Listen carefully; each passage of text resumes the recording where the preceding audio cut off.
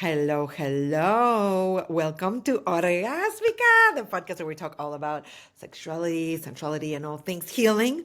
And today I have a dear friend, and I'm so excited for you guys to meet this ball of sunshine. Her name is Sara Charmoli. She is a master on FG. Did I say it right? Effigy, yes, you did. Effigy, breath facilitator and director of operations, an all around badass motherfucking woman that walks the face of the planet. Hi, Sari. Hi, Oh, yeah, how what are an you? introduction. Oh my God. I love you so much. And I'm so excited that you are in this space sharing your beautiful magic and medicine that you have oh so much. And I mean, we've known each other for a long time. It's been a minute.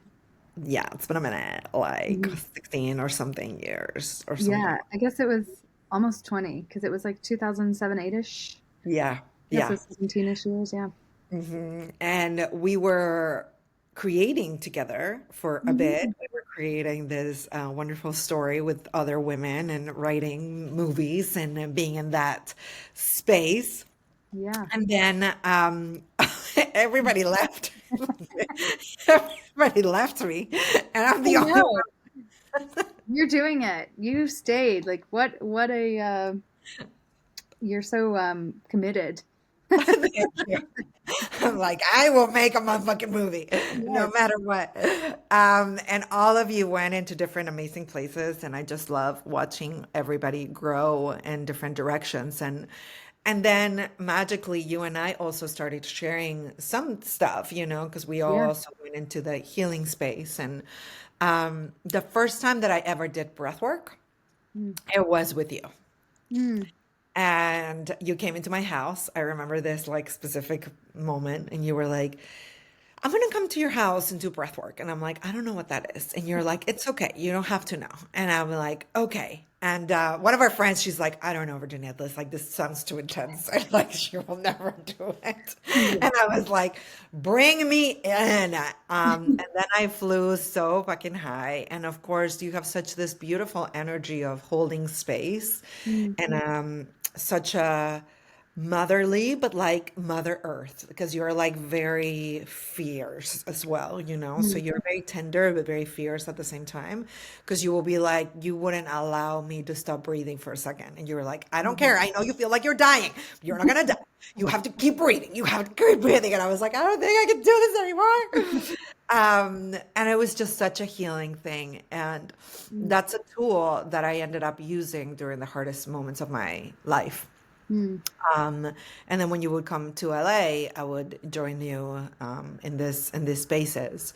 But I want to know how you got involved into breathwork and Yeah. what it is for you, and tell me all that story.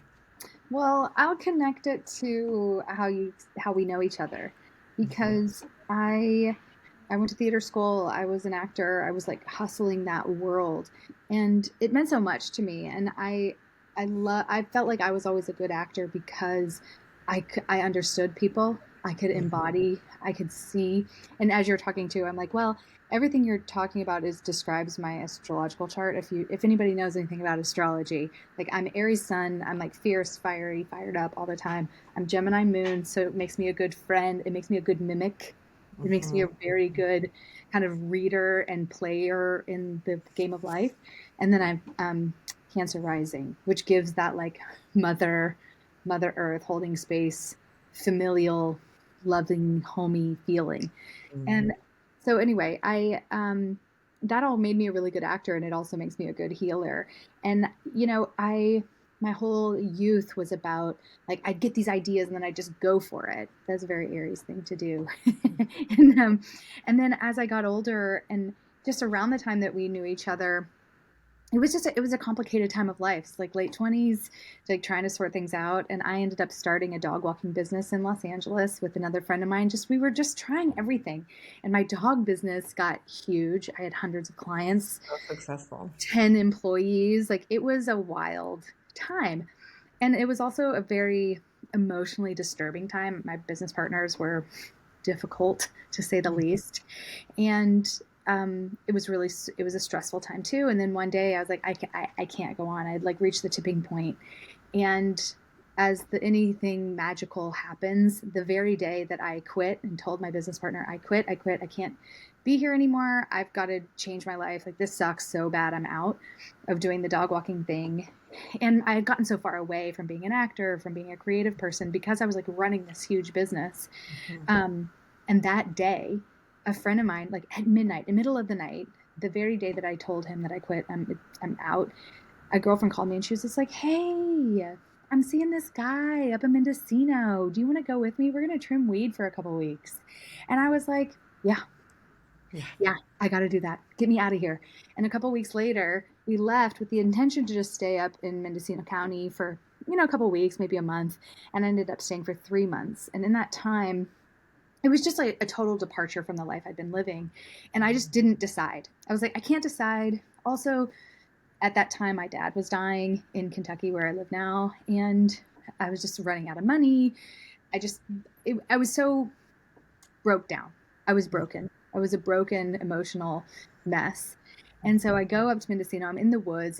It's magical up there. I And love funny it. story, this guy that I befriended up there, he when we were in town, when we weren't like living out of our tents and our cars trimming weed, um, he let us stay in his place. And we just became really good friends with him. And at the time, he was doing a breathwork training with my now business partner, and his name is David, and he really helped change my life. I mean, he really did. I owe him so much. And my friend Annie, who was the one who's like, "Let's go to Mendocino." Like, they Mhm. really, it was like a pivot point where I was just like, the answer is yes. Mhm. Um, and so I met Elijah Nissenboim, who's the founder of Effigy. And this is really his work over the past 35 some years working with people. It's the only thing he's ever done with his adult life. That's amazing. And I got the privilege of meeting him, and we just instantly really liked each other, not in like a Mhm. romantical way, but just like in like a Connection. spirited connection kind of way. And he ended up making me an offer. He was like, "I've got some projects I want to work on." He's like, "You know how to do business stuff. I need help with my business stuff." He's like, "Why don't you come and stay with me at my house? I'll feed you and you can stay and we can work on these projects together." And I balked. I was like, "No thanks, man. Busy in the woods. What's up?" He pushed on me. He was like, "Come on." He's like, "Make a decision. Just, you need something for your life right now. I can help." And I was in like, looking back on it, just such a wild depression. Anyway, I'm Mm. telling the whole story because I think it matters to who I end up becoming out of that, Mhm. Mhm. because it was such a time when I actually couldn't decide. I couldn't decide, Mhm. like, should I go back to LA or should I go help my mom take care of my dad while he's dying? Like, I just couldn't decide. And then this person kind of appeared, and this Mhm. opportunity appeared to do spiritual things. And that was really what I needed. And so for the next 5 years after that, I, like, in my own weird way, didn't make a decision. I was following my nose. So Mm. it was such a huge lesson for me. And um, if you know anything about human design, I'm a generator, and I'm my part of my signature is to wait to respond. Yeah, So same. that way that I was always doing things was kind of not out of my design. I wasn't meant to like conjure and go for something. I was meant Yeah. to wait and see. I'm meant to wait to see Yeah. where the energy is and then follow it. And since I started doing that, the trajectory of my life completely changed. Yeah. And what it did for me is make me intentional. Even though I wasn't deciding, I started to hear my life, the voices of my life start to take shape, because all of a sudden I was traveling every other week. When I wasn't traveling, I was helping my mom take care of my dad. It was such a precious time to be with him. And I was also getting to work on myself, kind of immersing in this breathwork world. And it saved my life. It saved my life from like going deeper into a depression of failure, of like losing my business, losing my life in LA, losing Yeah. my friends. Like, I was just, didn't lose my friends, but it was like I was moving Well, my, you're losing community that you were yeah, like a part of. But it's so interesting that you said like not making a decision, but also sitting in a space of listening. It's making a decision, right? It's like it 100%. is making a decision of not act in fear. I feel like that's Right. from what I get from that. It's like what you decided was to not act in fear Yeah. and in the loss of things, but you decided to sit and listen, and then from that space you could make decisions, right? Because, Yeah. and I feel like a lot of people can relate right now. There's so much changes in the world. I mean, definitely, we talked a lot how LA has definitely shifted and the industry has shifted a lot, but I Hmm. feel like globally, well, at least in the United States, let's like Yeah. focus on that. Um, People are going through big changes. You know, there's massive layoffs all over the place, and people are fearing and they're really just kind of making a lot of decisions based on like the fear and the panic of it. And Hmm. they're trying to ignore what's going on and they're like still spending the same as if they were like fully employed in this specific place. And Right. so either send a hand in the sand or a full on acting on just pure fear, you know, and I Right. feel like that's where a lot of the world is at this moment, is like either acting in panic or just putting the head in the sand and acting like nothing is happening and the world isn't shifting or Right. changing.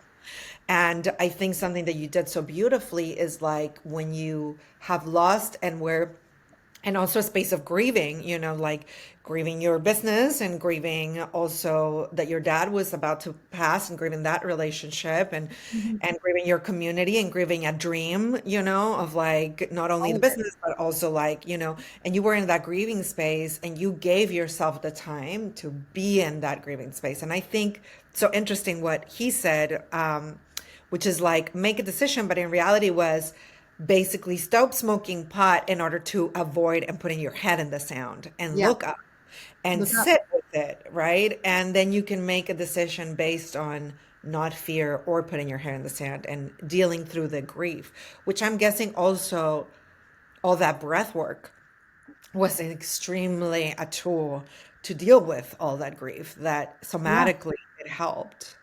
Yeah, I mean, and I was doing it all the time. I was leading in groups. And mostly during that time, I was doing a lot of breathing myself. And like we would have these retreats, and I was kind of part of the administrative of making things go.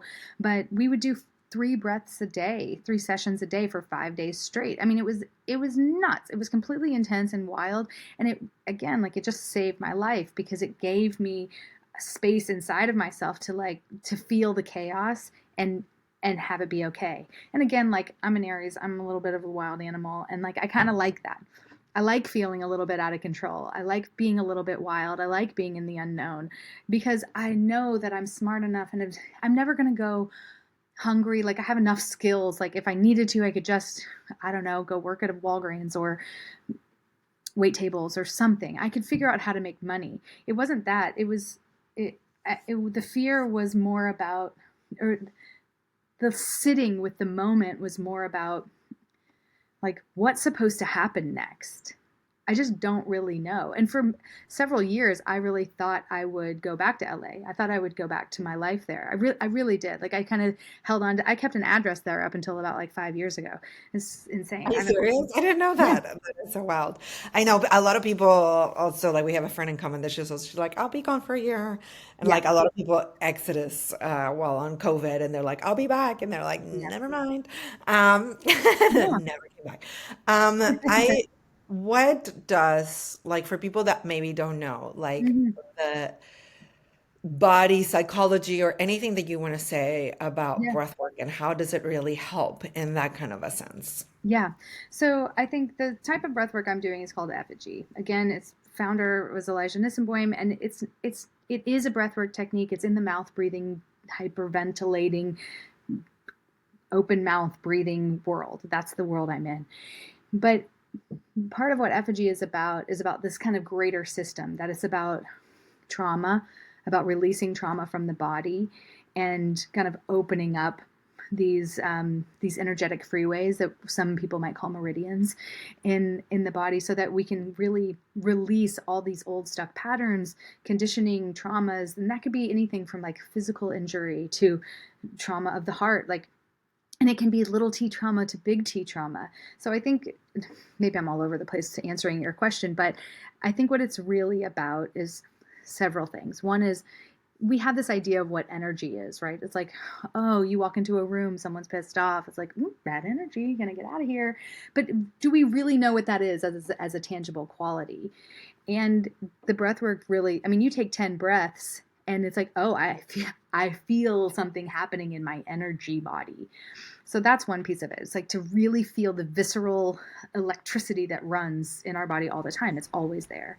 And then the Yeah, second it's part like is, that exercise, right? Did you like when people, I remember in high school, I don't know, like when people would do like, you want to yeah, feel your energy and you will like rub your hands together and then you can like do yeah, this, feel the energy in mhm, between your hands. And you're like, oh, like because humans, we don't understand things if they're not a lot of tangible, like that they don't yeah, exist or we can't perceive. And that was for me, I remember in middle school or whatever, I was like, oh my God, energy like exists in that kind of energy. way. It's like it was wild. And Yeah, yeah, more tangible when we breathe and what happens with the breath that you can feel the energy? What does it happen? Like, what is yeah, that? yeah. So I think, well, first of all, I'm a mystic, not a medicine person. So what I know is from my own anecdotal experiences of doing it myself and from putting my hands on thousands of people at this point. And I think what it really does is like there's this, if anybody's had acupuncture or knows what the meridians are, there's these energetic freeways that run up and down the body, and it's about them flowing and being open. And what can happen is that they get blocked up, they get clogged up with all kinds of things. Like I was saying, patterns, traumas, injuries, all kinds of things. And then when you start breathing this way, all those meridians open up and the energy starts flowing. And so you can really start to feel where there might be blocks or where you're just completely in some open, ecstatic place. It's all of it.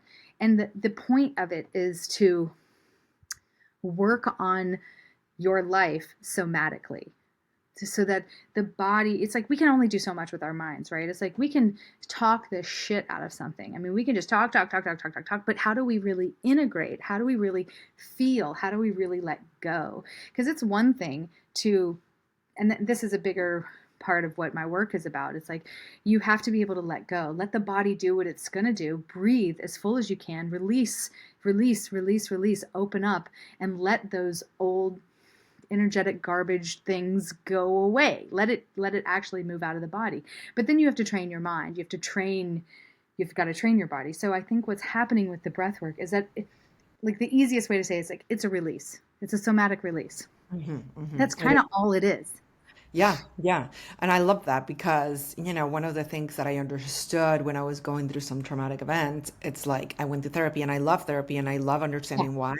But there was that missing piece that, like, for me, breath work. And then later, when I was training with Tantra, which also deals with breath and movement, I was Mhm. like, oh, right, like a lot of the information that I'm looking for, it's not a logical explanation, but it is living in the body in a sense where I don't necessarily have the words to explain, it's more of like a feeling and like Mhm. embodying that feeling. I love, sometimes I do like in women's circles and stuff like that, where I have women go into the middle and I ask them how are you doing today? Mhm. Say it with me with sound and movement and breath, but don't speak a word, right? And Mhm. so just express to me, like if we were cave women without, words to explain, how are you feeling? And the Mhm. thing is that I understood from holding those spaces is like we all can relate to every single one, right? I don't need to know your story No. in order for me to like get what you're going through in this moment because through movement and space, and that's why arts are so important because Mhm. like dance, right, and painting and all these expressions are like they're not saying something with words, right? They're like moving a feeling through body, and we Mhm. all are so moved, when we see Yeah. somebody dance in a way or we see a painting that moves us or we see something, they're like, oh, there's a somatic situation happening here that there's no need for words, but it's an expression of a body where I can just connect with another person and be like, oh, maybe if they would tell the story, I wouldn't relate. Right. But since they're not saying a story, they're just connecting to a feeling. I can connect to any of the feelings of the Any of human emotion. So then right. I can relate and I can connect because it's not about Right. your circumstances or your story that you tell people of, your work and your relationship or that or the other, but it is like, oh yeah, I feel like that too, Yeah. in that sense. Yeah. And I that is think so in a somatic way. Yeah. I mean, I think another part of what my work has become about is I used to always say like the breath work doesn't train you to do anything. Like you're just opening up the body, you're just letting shit go. Like that's what it's about. But I've changed my tune on that. And what I Mm, think it trains you to do is to tolerate who you are. And I think mm, that's also a thing that we can't really get through therapy or even just waking everyday life. Because what I mean by tolerating who you are is if you can breathe, focus on your breath, and physical pain comes up, really intense emotions come up, anything, thoughts, like intrusive thoughts. It's all, I think of the breath work as an inclusive practice. Like we're not trying to get away from our mind. We're not trying to get away from anything. We're trying to bring it all up, bring it up. mm, And mhm, if you can breathe and keep going, no matter what, and love yourself, just mhm, love exactly who you are and accept anything that's going on. Like a thing that happens is at the exits in the hands, they can kind of dam up and close, and that can be uncomfortable. mhm, And if you can keep breathing and keep your mind focused on the breath, you're free.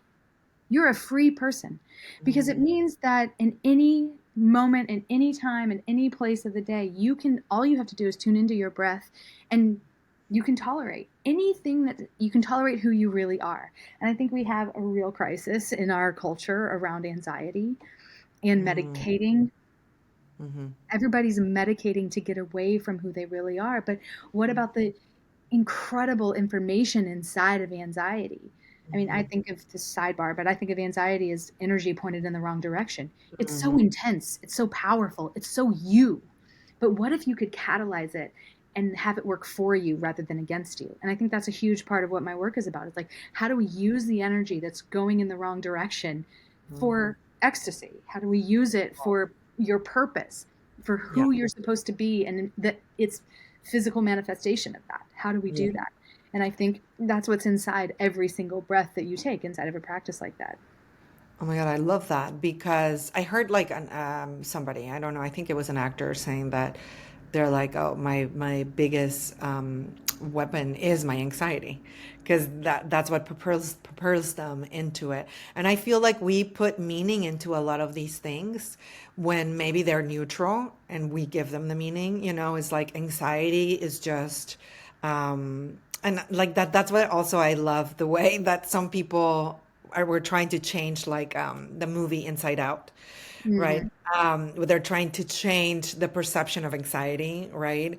And like now it's this girl who's like really, really trying really hard, Mm-hmm. to like protect you or do this and do that. And like she is directionless and her energy is so much for the other emotions to control or to deal, in the movie Mm-hmm. that but I love that, like, she's very sweet, because a lot of people are like, my anxiety, let me paint it. It's like a monster, a this, a that, like an overpowering force. Yeah. And we put those meanings into it because that's how we're feeling it, but nobody has taught us how to use them. Right. I feel like the same with, the energy of money or the energy of, it's like the abundance, right? It's like, oh, like this is just neutral. We add into what perceive into it. Same with sexuality, right? I'm like, okay, yeah, you can use sexual energy to control and harm other people, you know? And you can also use it to create wonderful things and empower other people. It's how you use it and how you perceive it. But for so many years, we have been told to be ashamed of our sexuality, so we repressed it. And so Right. now Because it's we're being like, creative. It's like, oh no, I hope it's going to be okay. yeah, yeah. It's like, oh no, am I too much? Am I too da? Am Yeah. I too sexual? Am I gonna get punished and shamed and burned at the stake if I like say these things or do those Right. things? And it's like pointing it out. And so like when you said about anxiety, I think it's so important because it has such a bad rep. It does. It has a bad rep. Anxiety has a bad rep. So does anger. Like there's all these things that we're not supposed to be, because it's like, oh, because it's uncomfortable to be angry.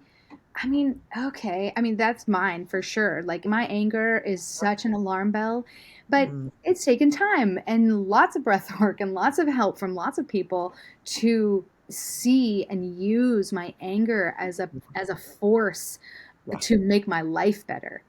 Right, because you can use it to destroy or you can use it to create. Yeah. It is like how you pointed out, how you choose to use that energy. Yeah. I feel like all emotions, we have categorized them into bad emotions and good emotions. But Yeah. my opinion is like what makes us human is that we have all these emotions, right? It's It's like incredible. if we're using that emotion to harm another human, then it's not a good use of the emotion, but the Yeah. emotion is not at fault Right. for having it or You using. made me angry. Right. It's like blaming. And let's talk about that. Like you said something really important that I like to talk about, which is we do not have the tolerance. And I feel like that's a big ass problem in the world right this moment that people stop having tolerance for emotions, for uncomfortable, specifically for uncomfortability, Yeah. because now we have a phone that we have used as a regulating ourselves and Hmm. hiding that emotion, and we have it so at our disposal 24/7 Hmm. that it's our tool. It was a tool, right? Like before I was like, yeah, maybe television, but I had to wait to go to my house and like turn on the TV and like maybe lost myself for a few hours in there, but from the work to the house I had to like sit with that Yeah. that emotion and that uncomfortability of being fucking uncomfortable before I ate a whole box of donuts. You know what I mean? Right. It's like I had to like feel that and sit in that place. And now I feel like a lot of people do not have resilience with uncomfortability. What do Yeah. you think uncomfortability brings into the world? Well, I mean, it's a weird one because it's in my own way, it's kind of hard to answer because I've worked so hard to have a process around what I Mm, feel. Like as soon as something I get triggered or as soon as something comes up, like I have a process and my process is mostly slow down. Slow mm, down, like slow down. But I think we are in a crisis of trauma patterns and conditioning. Like that's what I really think is going on out there, and that's what's creating this resistance everybody has to tolerate what they feel, to tolerate other people. There's mm, this resistance everywhere, and I think it's it's an important piece of being human, right? Because we are this is a duality, right? Like I'm over here and you're over there. Even mhm, though from where I sit, we're all one, right? We're all one, but we live in this dimension where like that you're over there and I'm over here. So the resistance is it's built into where we are. But I think the mhm, discomfort that we're all feeling is like we're just letting that resistance get there's this huge wide chasm and now people are rooting down and like but I know something inside myself and what I know it's so arrogant that like I mm, know who you are, you devil child over there. And I think there's not enough value put on what you don't know. mm, And it's like we're not ingrained to be curious. We're ingrained to like learn something and believe. That's this Christian thing that's happening in our country. That's these political movements that are happening. It's like if your ideals or opinions line up somewhere, then it's like, oh, your world gets really narrow. It doesn't say like, well, I want to be curious about what else is going on. No one's doing that. So I think we've all gotten so because of this cell phone world, we've all gotten so comfortable. Like I have heated seats in my car, and I don't have to be bored ever. Like there's mhm, all these ways that there's all these things set up to make our lives. I mean, the example I like to use, like there's all these things to make our lives easier, but why do my light bulbs need a password? Like everything needs a password. Like it's actually not easier. It's so complex. The world is so complex. Like I was trying to log into a credit card account that I've had for 5 years and I couldn't get in. And then I got on the phone and they were like, well, you haven't set up your account. I was like, how is that possible? How's that possible? I've already done this. Like, it's so complex. We've completely made this world so complex in an effort to be comfortable. So there's this idea about like everything we can do. We can have our sound machines. We can have our eye masks. We can do all these things, but nobody's really addressing like, but why can't you sleep? yeah, Like, let's be curious about why you can't sleep yeah, because that's so interesting. And instead of going into a sleep doctor who's going to medicate you, why not say, like, what's really going on here? Why mhm, can't I slow my mind down? Why can't I slow myself down long enough to feel that there's something going on in the space in between? So, what this culture has set us up to do is to speed up. Yes.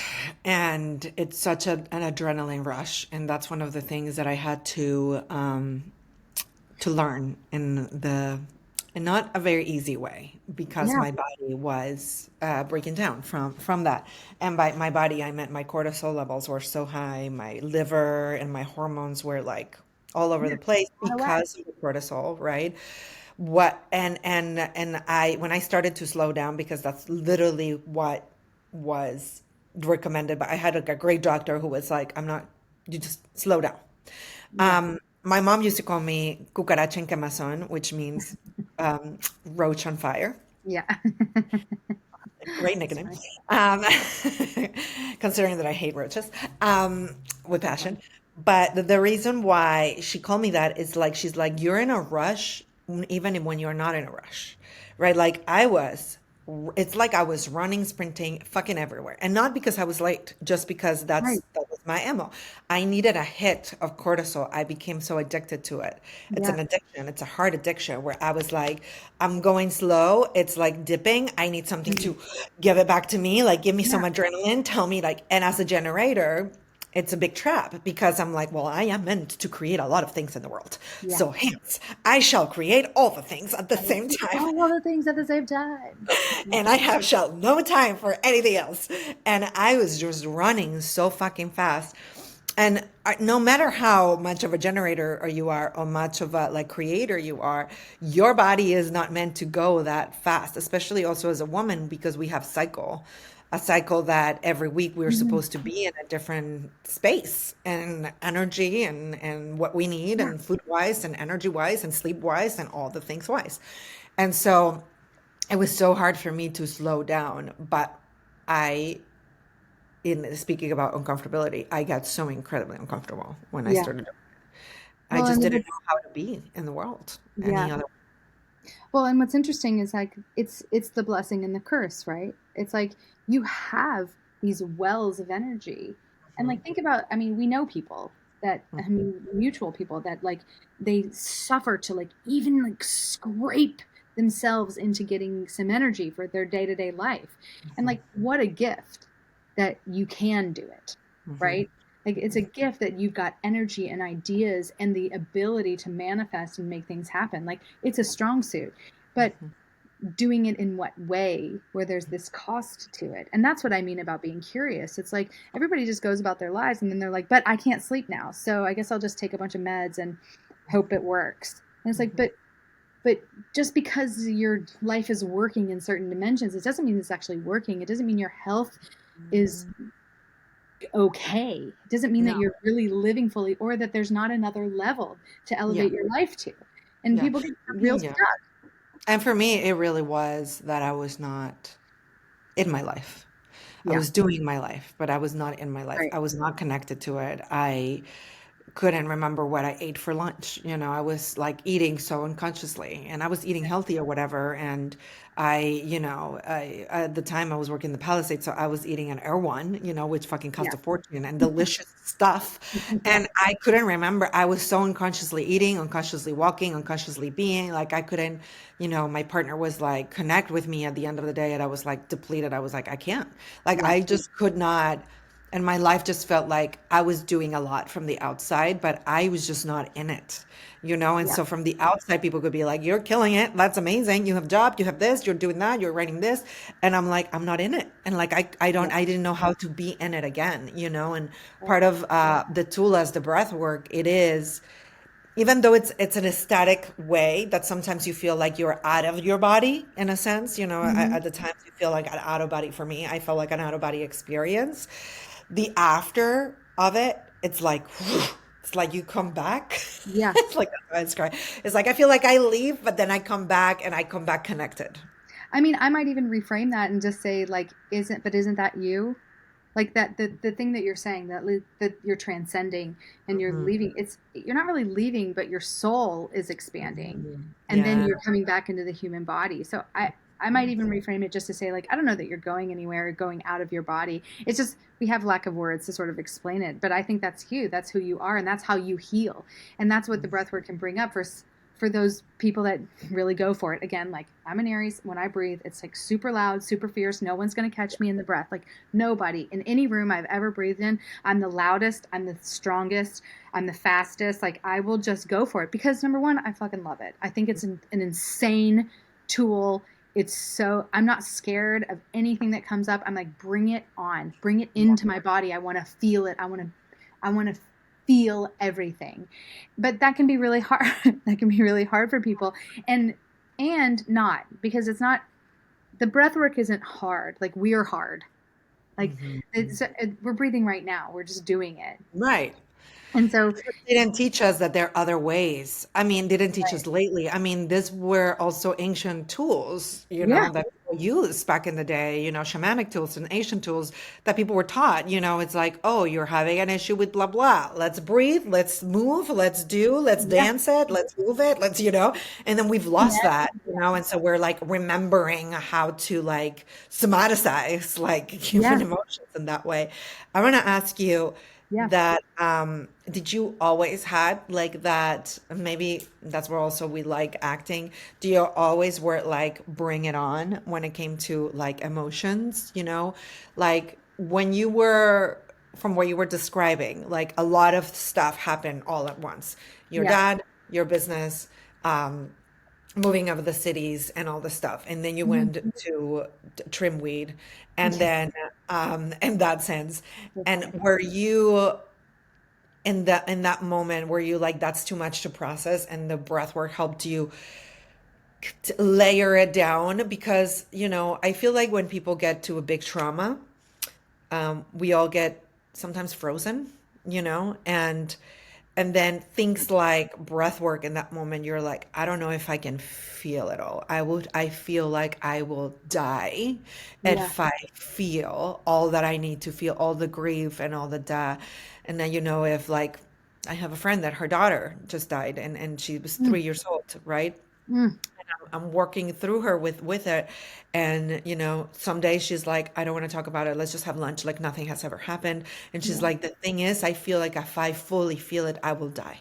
Yeah. Oh, that makes me emotional because it's a lot. So when people go into a breath work, do you feel like it's a tool where they can slowly, it's like, does your body go with what you can handle in the moment? Hmm. Well, I think that's a really beautiful question, and it's in its own way not really answerable because everybody's so different and everybody holds their stuff in such a different way. Mm, And I've over the years I've had so many people say like, can I do this if I have COPD? Can I do this if I'm pregnant? Can I do this if whatever? And my answer is always the same. It's always, do you want to? Do mm, you want to do it? The only time I've ever had any sort of counter thing that where it wasn't good for someone was if somebody shows up and like, well, my wife brought me, I don't know what this shit is or whatever. It's like, please don't. Like if you don't, you're not. no. Yeah, I mean, I've turned people away a handful of times. Not it's not that often. People kind of get intrigued. That can inspire people to stay, Yeah, yeah, yeah. but a lot of times that's the only time when it's like that it doesn't really work. And so to go back to your question, is that I think this is every single person's different. Who I am as a leader, as a teacher, as a guide, as a holder of space can be really helpful in those situations because at the end of the day, like and part a huge part of my work is like I'm here to go on the journey with you. And so Mm, it's not so much like can somebody handle it, it's that most of the times what I found anecdotally is that like people just want to be seen, they just want to be held, they just want to be heard. And so I've also seen it's not foolproof is that like I've seen people get like way accelerated past where they want to go, and mm, it's hard. And people, I've watched plenty of people walk away saying like, fuck that, that's crazy, I'll never do that again, without mm, ever coming to me and saying like, I feel this resistance to doing it again, and what is this about? Because I see the positivity and opportunity and the lesson and the information all mm. as positive in anybody's experience. But yeah, I think like part of my job is to help people hold the moment that they're in. So Mhm. it's like people lay down to breathe, right? And they're breathing, breathing, breathing, breathing, breathing. And what I'm doing is to track what's happening. And that's just a Yeah. skill that I've had to learn and hone because of being in the presence of those people. And it's like people might come out and they might have, they'll be like, God, for instance, this is a perfect example. I did a session private work with these four women the other day, and one woman, 5 minutes into it, not even, she sat up and breathed and rocked the whole time. She rocked, and I kept trying to get her to lay back down, and then at the end she was like, I just it just felt like that's what my body wanted to do, and I said, okay, Mhm. okay, that's what your body wanted to do, but why? Why Mhm. is that what your body wanted to do? Because I said just lay down, breathe, and feel what you feel. And Mhm. why aren't you doing that? Mhm. And but it is my job to like lob her the information so that she gets it, rather Mhm. than me being like, you're running away from your shit. Right, You know right, what I right. mean? Which, Yeah, yeah. which is that is kind of what she was doing, but like she's got to be where she is too. Like she showed up, Right. she's You never meet them done where it they are, right? Yeah. right. So I think it's a dance, So Mhm. I did to answer your question, like maybe maybe Yeah. people can get accelerated, maybe they can, like for What was that your woman. experience with grief and breath work? I think for me, because of who I am as a person, like I well, also to go back to what you were saying before too about like was I always like this? Like I came in as a child, like I'm a redhead. I came in on fire. I was raging. Like I was the only redhead anywhere. I like came in as this like hothead.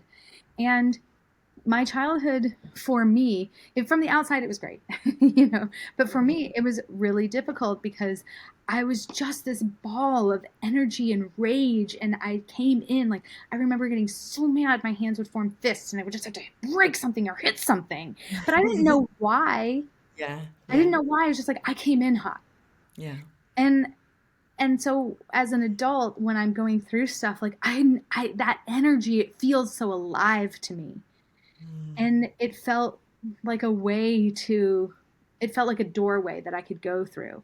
The mm, rage was something I was so familiar with, and I could use that as a doorway to get into the deeper, bigger things like grief that were really hard. Like I come from, well, also just to say, like I come from a long line of repressors. So I was told that my little hot-headed, angry behavior wasn't cool. mhm. And so I think for a lot of my growing up and adult life, until I started doing this work, like I was just like push it down, push it down, push it down. I mean, my dad, also an Aries, he died of brain cancer, fire in the head, and it's Mm, like I don't know. I mean, I'm mystical. I look at things like that. He just repressed everything, and then he ended up with a giant ass brain tumor. Like that's interesting to me, and mhm, I feel like I can't do that. I can't repress because I'm not going to be him, mhm, and his legacy means something to me because mhm. I'm here to like get the information, catalyze it, and do something with it differently for my lineage, Yeah, whatever that means. yeah. But anyway, sorry, I'm off on a tangent. No, no, no, no, no. All of it is connected because, it's like how we come back to like that, right? Emotions that we have deemed unspeakable, unfeltable, bad for Yeah, us. But the bad thing is to not feel it and like repressing right. it, and how breathwork is a tool in order for you to like feel it in a way that it is not like, okay, feel angry now, that it Yeah, is like in a way that you can somatize without thinking, I think where there's also a bridge with Tantra and breathwork is that Tantra's meditations are meant to get you out of your head and into your body. yeah, It's like that's what also sex is supposed to do. When people are too much in their head, they're not in the experience because it's a right. sensorial experience. And so when you are in there of like all the traumas that have happened, like this person did this to my body, like I need to have an orgasm, like all the things that Yeah, happen in our head, we're not in the experience. And the breath and the movement helps us get into the experience for whatever that experience is. It doesn't have to yeah, be the best orgasm of your life, but like you can also enjoy somebody touching the palm of your hand and make it that an orgasmic moment, right? And right. feeling whatever it is that I'm feeling. Like there's times where I am making love and I feel rage Yeah, or I feel other things, and that right. is okay. Like, or I laugh, it's like, or I, but we have put also emotions in such a specific box. It's like if you're having sex, you're only allowed to feel these things and act this way. And Right. if you're in here, you're supposed to act this way and think these things, right? And so getting out of the box of being like, listen, sex is also messy and funny and hilarious. And like it can also bring rage and it can be like love, but also can be really fucking funny. And then I can also feel really sad. And like Yeah. all of that can happen in within seconds and without judging it, which helps getting out of my head because the head is the one that's judging it. The Right. body is just feeling the thing. Well, and I think what you're talking about too, it is about, or that we haven't said, but what is inside of everything that we're talking about is like shit takes time. Like Hmm. it just takes time. Like your friend with her child, or like, oh, am I supposed to feel this when I'm having sex when I want to feel that? Like it's there's a huge I do I do think spontaneous healing can happen. I think something Yeah, can change in an instant. But for the most part, shit takes time. it's a process. Yeah. It's a huge process. And it's like all you got to do is work on yourself and be curious and breathe, slow down. Yeah. That's kind of it. You love that. It's I love kind of it. I love that. Yeah. All right. So my last question to you is, Hmm. what is an orgasmic life to you?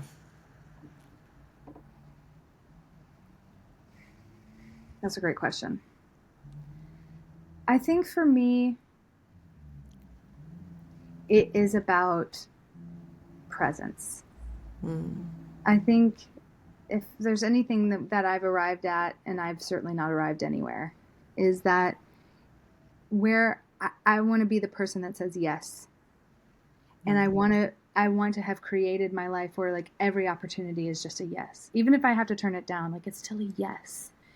And so I think an orgasmic life to me is just a life of presence, and that's for curated maybe is the wrong word, but um, it's cultivated.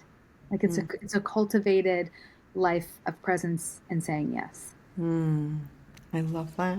Oh my goodness. Thank you so much, Sarah, for being into the space and bringing your beautiful energy. Please tell people, we're going to put it in the show notes, but please tell Yeah. people where they can find you, how they Mhm. can get in contact with you, all the things. Yes. So my website is effigybreath.com, EFFIJI breath.com. If you want to email me, my email is sarah@effigybreath.com. I have released myself from the shackles of social media. So if you want to look on Instagram, I mean, it's there, but don't expect much. Um, but we've got online things happening. We've got a retreat happening in November. We have a facilitator certification program happening next year, along with an Awaken and Transform year-long program. That's lots of breath work, lots of movement, sacred dialogue, all that kind of stuff. So please get in touch. I'm open. I'm an open book. I want to work. If you have a network of people that want to experience the breath work, just call me. We can put it together. Let's just do it. Please call her. She's such a wonderful human, and really, truly, if you ever want to feel like really hold in a space like that, Sarah is definitely a woman to go to. Thank you It's so the only much. thing I do really well. It's like we all have our You do gifts. many things well. That's a lie. You're I also a mean, very great creator. fine, fine, but it's the one thing that I do really well. It's like this is my thing. It's a gift that I have, and I want to share I love that. I love that. Thank it. you so, so much. And Love you. we'll see you next time, you guys. Remember that next week the episode is in Spanish. So keep that in mind. I'll see you next week. Thank you so much.